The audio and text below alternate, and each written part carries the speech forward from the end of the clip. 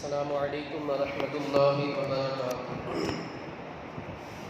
نحمده ونصلي على رسوله الكريم، اما بعد فاعوذ باللہ من الشیطان الرجیم، بسم اللہ الرحمن الرحیم۔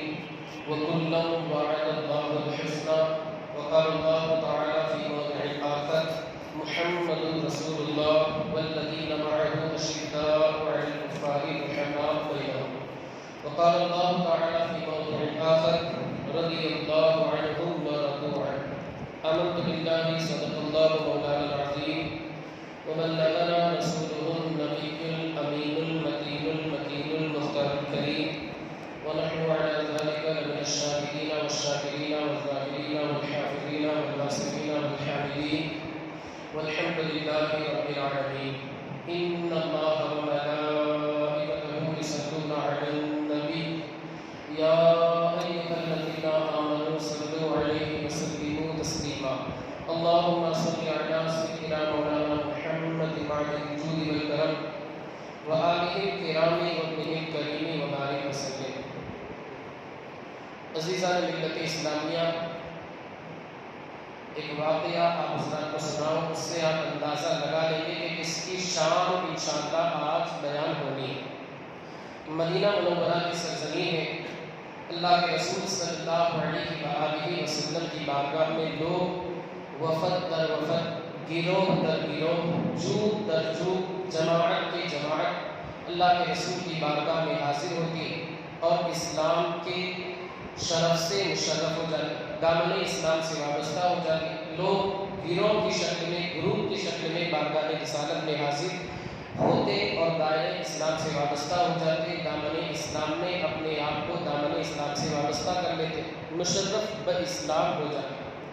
یمن کے سرداروں میں سے ایک ان کی اولاد، یمن کے بادشاہوں کی ایک اولاد، یمن کی نسلوں سے ایک سردار کا بیٹا جن کا نام وائل بن حجر کہا جاتا ہے، حضرات نے سنا بھی ہوگا، بارگاہ رسالت میں حاضر ہوئے، اللہ کے رسول صلی اللہ علیہ وآلہ وسلم کے دستے حق پرست کے اوپر اسلام قبول کر لیا۔ صحابہ نے انہیں بتایا، خوشخبری دی کہ تمہاری آمد سے پہلے 3 دن پہلے ہی اللہ کے رسول نے تمہارے آنے کی بشارت دے دی کہ یمن کا سردار کا ایک بیٹا میرے ہاتھ پر اسلام قبول کرنے کے لیے آنے والا ہے۔ خیر، اسلام قبول کر لیا۔ اب اس وقت اللہ کے رسول صلی اللہ علیہ وآلہ وسلم کا مبارک مقدس معمول یہ تھا کہ آپ کسی نہ کسی اپنے صحابی کو جو آنے والا مہمان ہوتا اس کے سپرد کر دیتے، وہ بندہ اپنے گھر لے جاتا، قیام کا انتظام ہوتا، رکنے کا انتظام ہوتا، مہمان نوازی کے فرائض انجام دیے جاتے۔ اس وقت ایک قریشی نوجوان جو وہاں پر موجود تھا، اللہ کے رسول صلی اللہ علیہ وآلہ وسلم نے فرمایا کہ تمہارے یہ مہمان ہیں وائل بن حجر، یمنی سرداروں کے ایک بیٹے، جاؤ انہیں اپنے گھر لے جاؤ، انہیں ٹھہرانا، ان کے قیام کا انتظام کرو، ان کے طعام کا، کھانے پینے کا انتظام کرو، مکمل مہمان نوازی کے فرائض انجام کرو۔ اچھا، وہ جو قریشی نوجوان تھا وہ بھی سردار کا بیٹا تھا، وہ بھی بڑے قریشی سردار کا بیٹا تھا، لیکن چونکہ مصطفیٰ کریم کی صحبت سے وابستہ ہو گیا، دامن اسلام سے وابستہ ہونے کے بعد آقا کریم کی حسن تربیت کے اثر کو قبول کر لیا، اچھی تربیت کا اثر دل کے اندر گھر کر گیا تھا۔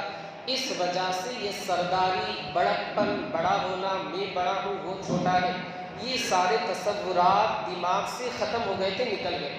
اب اگر دماغ پر بسیرا تھا تو مصطفیٰ کی سنتوں کا بسیرا، آمنہ کے لال کی تعلیمات کا بسیرا تھا کہ اللہ کے نزدیک، اس کے حبیب کے نزدیک معزز مکرم وہی ہے جو تقوی اختیار کرنے والا، چاہے کتنے ہی بڑے باپ کا بیٹا کیوں نہ ہو، اللہ کے نزدیک اس وقت تک وہ بندہ عزت والا نہیں ہے جب تک کہ وہ تقوی اختیار نہیں کرتا، پرہیزگاری اختیار نہیں کرتا، متقی اور پرہیزگار نہیں۔ قرآن مقدس کا اعلان ہے، ان اکرمکم عند اللہ اتقاکم، کہ تم میں سے اللہ کے نزدیک وہ بندہ سب سے زیادہ معزز اور مکرم ہے جو زیادہ تقوی اختیار کرنے والا ہے۔ سردار کے بیٹے تھے، لیکن صحابی رسول ہونے کے بعد دماغ سے یہ سارے جو جاہلیت کے تصورات سب ختم ہو گئے۔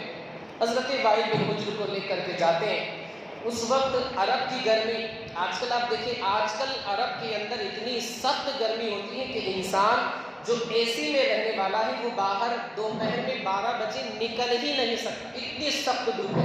ہم اپنا ایک واقعہ بتا دیے، الحمدللہ سفر مدینہ کے لیے گئے تھے، عمرے کے لیے گئے تھے، غار حرا پہ چڑھنے کا ارادہ کیا، تو ہم نے جو وقت منتخب کیا تھا وہ جمعہ کا وقت تھا، یعنی جمعہ کی نماز سے پہلے، یعنی جو جمعہ وہاں پر ہوگی، جمعہ کی نماز اس وقت، چونکہ ہم مسافر تھے اور مسافر کے اوپر جمعہ نہیں، ورنہ آپ کہیں پر فتویٰ نہ لگا دیں کہ امام صاحب نے وجہ پر جمعہ چھوڑی، امام صاحب کے پیچھے ہم نماز نہیں ہوگی، ڈر دیتا ہے ایک طریقے کا۔ تو مسافر کے اوپر جمعہ نہیں ہے اور وہاں جمعہ کی شرطیں پائی بھی نہیں جاتی، کیونکہ جمعہ کی ایک شرط ہے جماعت۔ اب وہاں کون لوگ نماز پڑھاتے وہ آپ حضرات خود جانتے ہیں، ان کے پیچھے نماز ہوتی ہے نہیں ہوتی ہے آپ حضرات خود جانتے ہیں کہ نماز نہیں ہوتی، تو وہاں پر جمعہ پڑھنے کی بات ہی نہیں ہے، جمعہ وہاں پر پڑھی ہی نہیں جا سکتی۔ ہم نے جمعہ کا وقت منتخب کیا کہ جیسے جمعہ کا ٹائم شروع ہوگا وہاں جائیں گے، 1-1.5 گھنٹہ غار حرا مکہ مکرمہ میں جو ہے وہاں پر جائیں گے، انشاءاللہ جو کچھ ہم سے ہو سکا اللہ کی عبادت کریں گے، بندگی کریں گے، اور پھر اس کے بعد جب جمعہ کا وقت ختم ہوگا نیچے آ جائیں گے، اتر جائیں گے۔ یہ وقت منتخب کرنے کی وجہ یہ ہے کہ جمعہ کی وجہ سے لوگ کیا ہے مسجدوں میں پہنچ جاتے ہیں، بیت المسجد حرام پہنچ جاتے ہیں اور غار حرا پورا خالی ہو جاتا ہے، سکون سے اطمینان کے ساتھ وہاں پر بیٹھ کر عبادت کرنے کا موقع ملتا ہے۔ 12 بجے ہم لوگ چڑھنے کی ہم نے شروعات کی، یعنی 11:30 کے آس پاس ہی، لیکن دھوپ اتنی خطرناک تھی، اتنی خطرناک، گرمی اتنی خطرناک، اور اوپر چڑھنا، یہ غار حرا جو ہے ایک حساب سے آپ دیکھا جائے تو تارا گڑھ پہ چڑھنا آسان ہے، لیکن غار حرا پہ چڑھنا اس کے 3 گنا زیادہ مشکل ہے، کیونکہ تارا گڑھ جو ہے کہا جاتا ہے اس کے مقابلے میں 2 گنا زیادہ ڈسٹینس ہے وہ غار حرا کا، وہ 2500 میٹر دوری پر غار حرا واقع۔ اب ذرا سوچو تو صحیح، آمنہ کا لال یہاں پر روزانہ تشریف لے جایا کرتا ہے، آج کل ہم چڑھتے ہیں ہمارا سانس پھولنے لگتا ہے اور دل اتنا خطرناک دھڑکتا ہے کہ ایسا لگتا ہے کہ ابھی دم نکل جائے، پھر ہم نے چڑھنے کی کوشش کی۔ آپ سوچیں گے اپنا واقعہ بیان کریں، لیکن آپ ذرا سوچیں کہ ہم میں سے ذرہ برابر بھی کسی بندے کی یہ طاقت نہیں ہے کہ غار حرا پہ چڑھ کر روزانہ جائے عبادت کرے، یہ ہم میں سے کسی سے ہو ہی نہیں سکتا، یہ آمنہ کے لال کا معجزہ۔ خیر ہم 2-3 لوگ تھے، پانی کی بوتل وغیرہ لیے چڑھنے کی کوشش کی، ابھی پاؤ بھی نہیں ہوا تھا، بالکل تھکن لگنے لگی، گرمی لگنے لگی، پسینے میں شرابور ہو گئے، دل اتنا خطرناک دھڑک رہا تھا، اتنا خطرناک دھڑک رہا تھا، ایسا لگتا تھا کہ اب دم نکل جائے۔ تھوڑی دیر وہاں پر رک گئے، سانس وغیرہ لی، کہا کہ انشاءاللہ ٹھنڈے پہر آئیں گے، رات میں کبھی آئیں گے اور سکون سے گلے، وہاں پر بہت زیادہ لوگوں کی بھیڑ ہوگی، لیکن تھوڑی دیر رک کر کے مصطفیٰ کریم کی سنت کو ادا کرتے ہوئے وہاں سے پھر چلے، یعنی ہم نے ارادہ ترک کر دیا، ہمت بھی نہیں ہوئی۔ اب آپ ذرا سوچیں کہ آج کل ہم وہاں جب چڑھ نہیں سکتے، ہم زندگی میں سمجھ لیجیے دوسری مرتبہ کا واقعہ، ایک مرتبہ تو جب پہلے عمرے کے لیے گئے تھے جب چڑھ گئے تھے الحمدللہ، لیکن جب اس کے 3-4 سال کے بعد جب جانے کی نوبت آئی، 3 سال کے ڈسٹینس کے بعد تو ہماری طاقت ختم ہو گئی، ہم نہیں چڑھ پائے۔ آپ ذرا سوچیں کہ مصطفیٰ کریم رؤوف الرحیم جناب محمد الرسول اللہ صلی اللہ علیہ وآلہ وسلم روزانہ جا کر کے وہاں پر عبادت کیا کرتے، یقیناً یہ اللہ کے رسول کا معجزہ ہے، اور ہم تو کسی شمار میں ہے ہی نہیں، ہماری تو کوئی گنتی ہی نہیں۔ خیر تو میں عرض کر رہا تھا کہ عرب کی گرمی کتنی سخت ہوگی۔ اب وہ نوجوان حضرت وائل بن حجر کو لے جاتے ہیں، اب جو وائل بن حجر تھے وہ اونٹنی کے اوپر سوار تھے، چونکہ سردار کے بیٹے تھے، اور یہ جو نوجوان ہیں قریشی نوجوان، یہ ساتھ میں پیدل چل رہے، اور اس وقت اتفاق سے پیر میں چپل بھی نہیں تھی۔ آج کل باہر ہندوستان کے اندر چلنا مشکل ہو جاتا ہے، دھوپ یہاں کی بھی سخت ہے، لیکن اس سے کئی گنا سخت دھوپ عرب کی ہوتی، عرب شریف کی ہوتی۔ اس نوجوان نے کہا کہ میرے پیر جلنے لگے، آپ ایک کام کر لیجیے، مجھے اپنی سواری پر پیچھے سوار کر لیجیے۔ حضرت وائل بن حجر سردار کے بیٹے نے فرمایا یہ ہرگز نہیں ہوگا۔ کہا کہ اچھا کوئی بات نہیں، اگر آپ مجھے اپنی سواری پر پیچھے سوار نہیں کرنا چاہتے، میرے پیر میں چپکے لگ رہے، بالکل پیر جل رہا ہے، تو آپ مجھے اپنے جوتے شریف دے دیجیے، میں جوتے پہن لوں تاکہ یہ جو گرمی ہے اس سے تھوڑا بہت میرا بچنے کا سامان ہو جائے۔ حضرت وائل بن حجر نے فرمایا میں یہ بھی نہیں کروں، تم اس لائق ہی نہیں ہو کہ سردار کا لباس پہنو، سردار کے جوتے پہنو، تم سردار کے کپڑے جوتے وغیرہ پہننے کے لائق نہیں ہو۔ خیر نہیں دیا۔ نوجوان جو تھا وہ بھی سردار کا بیٹا تھا، لیکن آمنہ کے لال کے در کی تعلیم یافتہ تھا۔ خیر صبر کر لیا، تحمل کا مظاہرہ کیا، اللہ تعالیٰ فرماتا ہے ان اللہ مع الصابرین، اللہ تعالیٰ صبر کرنے والوں کے ساتھ۔ گھر پہنچے، منزل مقصود پر پہنچ گئے، مہمان نوازی کی وغیرہ وغیرہ۔ اب وقت گزرتا گیا، وقت کروٹ لیتا ہے، ظاہر سی بات، یہی نوجوان ملک شام، جسے آج کل سیریا کہا جاتا ہے، یہی نوجوان ملک شام سیریا کا گورنر بن جاتا ہے۔ اب وہی حضرت وائل بن حجر دربار میں تشریف لاتے، صحابی رسول، یہ نوجوان بھی صحابی، لیکن اب گورنر، پورے ملک شام کا گورنر ہے۔ اب یہ نوجوان نے جب دیکھا حضرت وائل بن حجر کو، چاہتے تو بدلہ لے سکتے تھے، لیکن آمنہ کے لال نے انتقام اور بدلہ لینے سے منع فرمایا۔ حضرت وائل بن حجر جب ان کے دربار میں تشریف لائے تو اس نوجوان نے جب دیکھا تو کہا کہ آپ کی سواری جو اونٹنی تھی وہ اچھی تھی کہ یا میرا جو تخت ہے، شاہانہ تخت ہے، وہ اچھا ہے؟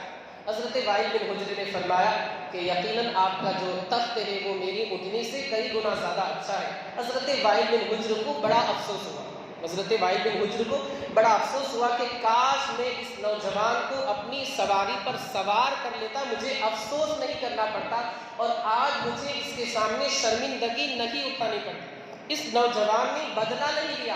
آج کل کا اگر حاکم ہوتا، جب اقتدار پہ آتا، حکومت پہ آتا، سلطنت کی باغ ڈور اس کے ہاتھ میں آتی، فوراً قتل کروا دیتا کہ اس نے میرے ساتھ بدسلوکی کی تھی، میرے پیر جل رہے تھے اور میرا ساتھ نہیں دیا تھا، اپنی سواری پر سوار نہیں کیا تھا۔ لیکن اس نوجوان نے، جو کہ مصطفیٰ کریم کا صحابی تھا، تربیت یافتہ تھا، سچا غلام تھا، عاشق مصطفیٰ تھا، اپنے تخت کے اوپر، اپنی مسند کے اوپر ان صحابی رسول کو بٹھایا۔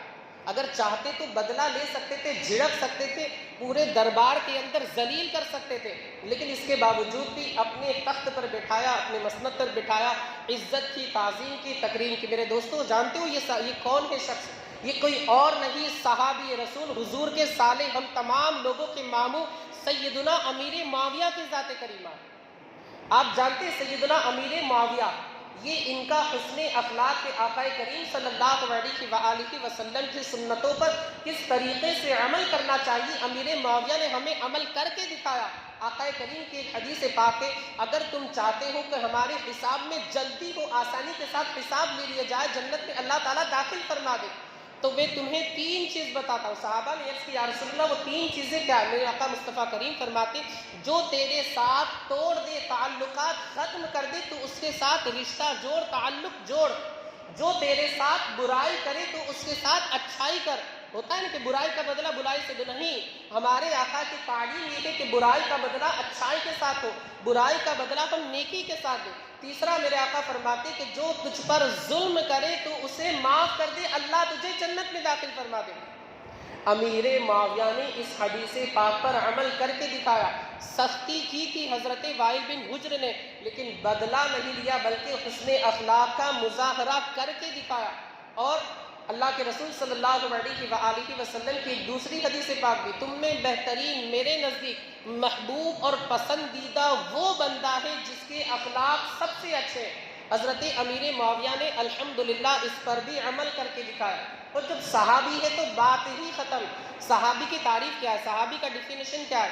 علامہ ابن حجر عسقلانی بڑے محدث گزرے، فرماتے الصحابی من لقی النبی صلی اللہ علیہ وسلم مؤمنا به ومات علی الاسلام ولو تخللت ردۃ فی الاصح۔ صحابی وہ ہے جس نے آمنہ کے لال کی خدمت کی ہو، دیکھنا نہیں بلکہ خدمت کرنا، صحبت میں رہا ہو، اللہ کے رسول صلی اللہ علیہ وآلہ وسلم سے ملاقات کا شرف اسے حاصل ہوا۔ اگر صرف دیکھنا ہم کہیں تو حضرت عبداللہ بن ام مکتوم جو کہ نابینا صحابی تھے، وہ صحابیت سے نکل جائیں، صحابیت سے خارج ہو جائیں۔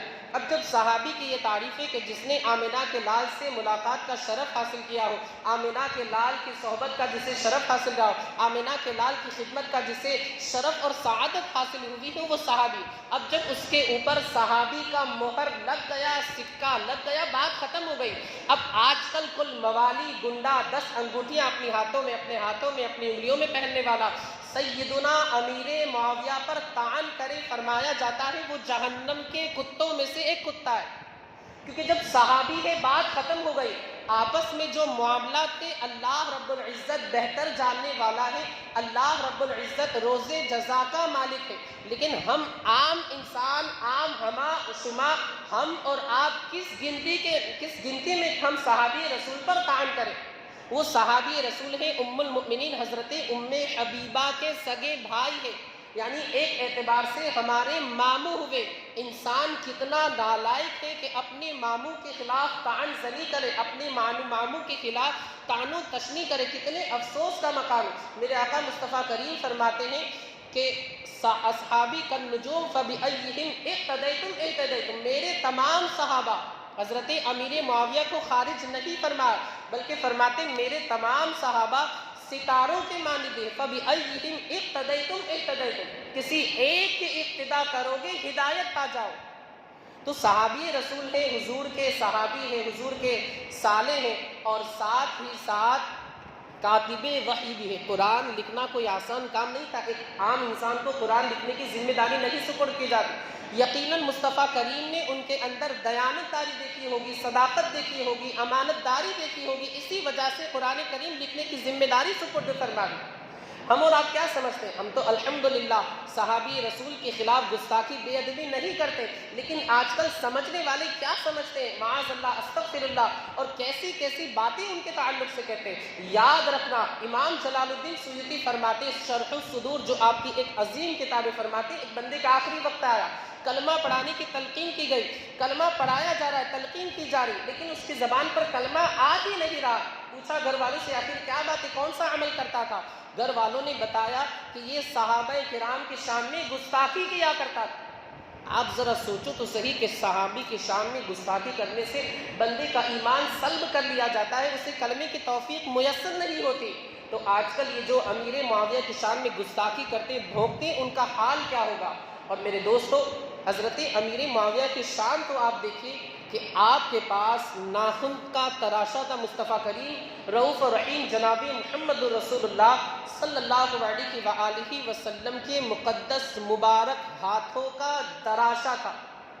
2 قمر، 2 پنجے خور، 2 ستارے، 10 ہلال، ان کے تلوے، پنجے، ناخنے، پائے، اطہر، ایڑیاں۔ اعلیٰ حضرت علی رحمۃ و رضوان کا ایک شعر بھی فرماتے ہیں کہ جب معاویہ کا انتقال ہو جائے، ان تراشوں کو، جو مقدس مبارک ناخن اقدس کا تراشا ہے، اور حضور اکرم صلی اللہ علیہ وسلم کے کچھ منہ مبارک بھی حضرت امیر معاویہ کے پاس ہے، فرماتے ہیں جب معاویہ کا انتقال ہو جائے، معاویہ کے کفن میں ان تمام کو رکھ دینا، اللہ اسی کے صدقے میں معاویہ کی مغفرت فرما دے۔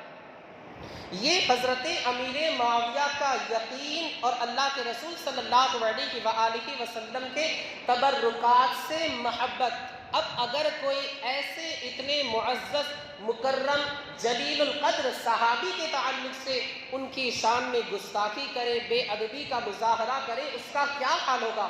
فتاوی رضویہ شریف میں امام اہل سنت فرماتے، ہر صحابی کے ساتھ رضی اللہ تعالی عنہ لکھا جائے گا، ان کا ادب کیا جائے گا، ان کی تعظیم و تکریم کی جائے گی، تمام کے تمام۔ اللہ رب العزت نے تمام صحابہ کے لیے جنتی ہونے کا وعدہ فرما لیا۔ قرآن مقدس میں اللہ تعالیٰ فرماتا ہے وَكُلًّا وَعَدَ اللَّهُ الْحُسْنَى، اللہ رب العزت نے تمام صحابہ کے لیے جنتی ہونے کا وعدہ فرما لیا ہے۔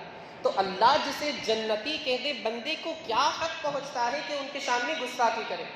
تو ہمیں صحابہ کرام کے تعلق سے اچھا عقیدہ رکھنا چاہیے، ان کی شان میں گستاخی، بے ادبی وغیرہ کا مظاہرہ ہمیں ہرگز نہیں کرنا چاہیے، اور جو آپسی معاملات ان کے درمیان میں جنگ صفین، جنگ جمل وغیرہ، ان میں پڑھنا، بہار شریعت میں اور فتاوی رضویہ میں حضور اعلیٰ حضرت علیہ رحمۃ و رضوان نے لکھا ہے، اور بہار شریعت میں صدر الشریعہ مفتی امجد علی علیہ رحمۃ و رضوان نے لکھا ہے کہ جو صحابہ کے درمیان آپس میں معاملات ہوئے، مشاجرات صحابہ جنہیں کہا جاتا ہے، ان میں پڑھنا حرام، حرام، سخت حرام۔ اب اگر کوئی بندہ حرام کا ارتکاب کرتا ہے، یقیناً وہ فاسق قرار پائے، وہ بندہ یقیناً فاسق قرار پائے گا۔ ہمیں چاہیے کہ ہم مصطفیٰ کریم رؤوف الرحیم جناب محمد رسول اللہ صلی اللہ علیہ وآلہ وسلم کے صحابہ کا ادب کریں، ان کا احترام کریں۔ قرآن مقدس میں اللہ نے ان کے تعلق سے ارشاد فرمایا، محمد رسول اللہ، محمد صلی اللہ علیہ وسلم اللہ کے رسول ہیں، والذین معہ، جو ان کے ساتھ ہیں، یعنی صحابہ، اشداء علی الکفار، کافروں پر بڑے سخت ہیں، لیکن جب آپس کی بات آتی ہے، رحماء بینہم، آپس میں بڑے نرم دل ہیں، آپس میں ایک دوسرے پر نرمی کرنے والے ہیں، آپس میں ایک دوسرے کے ساتھ رحم کا مظاہرہ کرنے والے۔ مولا عز و جل ہمیں آپ کو اور ساری دنیا کے خوش عقیدہ مسلمانوں کو صحابہ اکرام کا صدقہ عطا فرمائے، ان کا ادب احترام کرنے کی توفیق رفیق عطا فرمائے، ان کی بے ادبی گستاخی سے ہماری اور ہمارے سنی بھائیوں کی حفاظت فرمائے۔ دعا کے لیے ہاتھ اٹھائے۔ مولا ہمارا یہ جو درس ہوا اسے اپنی بارگاہ میں قبول فرما۔ مولا مجھ سے جو بھی غلطی لفظش خطا ہوئی ہو اپنے حبیب کے صدقے کو معاف فرما۔